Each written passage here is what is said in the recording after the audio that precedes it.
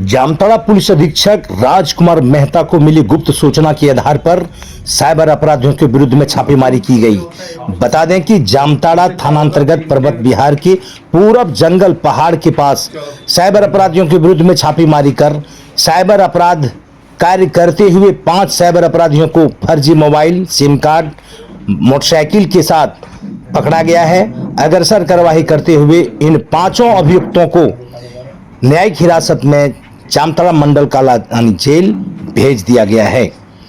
युक्त विषय की जानकारी पुलिस अधीक्षक राजकुमार मेहता द्वारा जामताड़ा साइबर थाने में प्रेस कॉन्फ्रेंस करके पूरी जानकारी दी है।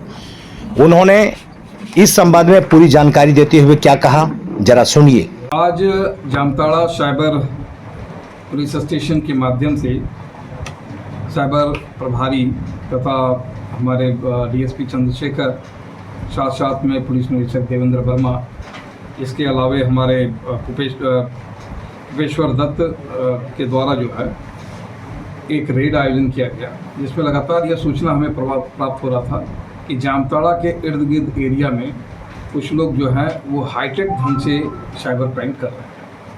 इस सूचना का सत्यापन करने के उपरांत टीम बनाई गई और टीम के द्वारा जो है जामताड़ा के विभिन्न क्षेत्रों से हम लोगों ने कुल 5 साइबर क्रिमिनल्स को पकड़ा है। इसमें सबसे खास बात यह है कि जिस व्यक्ति की गिरफ्तारी हुई है, फिलहाल हम लोग इसका नाम अभी नहीं खोल रहे हैं क्योंकि इसके साथ में कई लिंक जुड़े हुए हैं जिस पर अभी पुलिस और काम कर रहा है।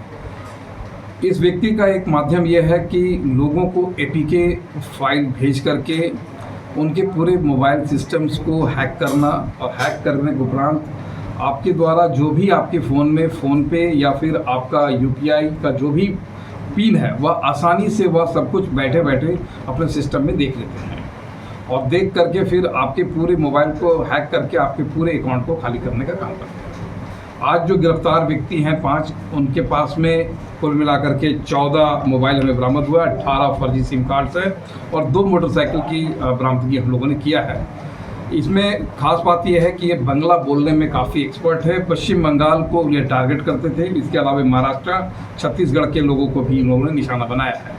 पकड़े गए व्यक्ति जो है पिछले 7 सालों से साइबर क्राइम में जुड़े हुए हैं, लेकिन कभी भी पुलिस के हाथ थे आज तक नहीं चढ़े हैं। पहली बार ये लोग साइबर हमारा पुलिस स्टेशन के माध्यम से ये पकड़े गए हैं। इनसे काफ़ी पूछताछ की गई है, बहुत अहम जानकारी मिली है और कई बड़े इनके जो शागिर्द हैं या उनके जो एक तरह से पूरे चेन है, उस चेन की खुलासा हुआ है, जिस पर पुलिस टीम काम कर रही है और हम लोग जल्द ही उन लोगों को इस केस में हम लोग लाने का काम क्या सभी अभियुक्त एक ही ग्रुप के हैं कि अलग अलग? जी, इसमें से 3 लोग एक ग्रुप के हैं, 2 लोग अलग अलग हैं। सर, ऐसा सुना जा रहा है कि क्योंकि ऐसा लग रहा था कि पिछले 7 सालों से ये कभी पकड़ में नहीं आया था और कई जगह कहा था कि पुलिस के पास में ऐसी कोई तंत्र नहीं है जो हमें पकड़ सके, क्योंकि हमारे पास में ऐसा कुछ सबूत छोड़ते ही नहीं है।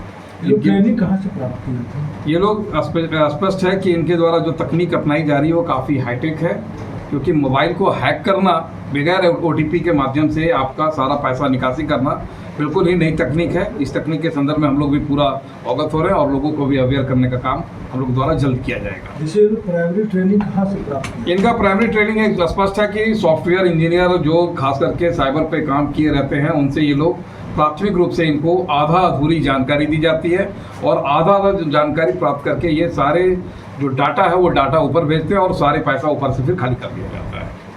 धन्यवाद।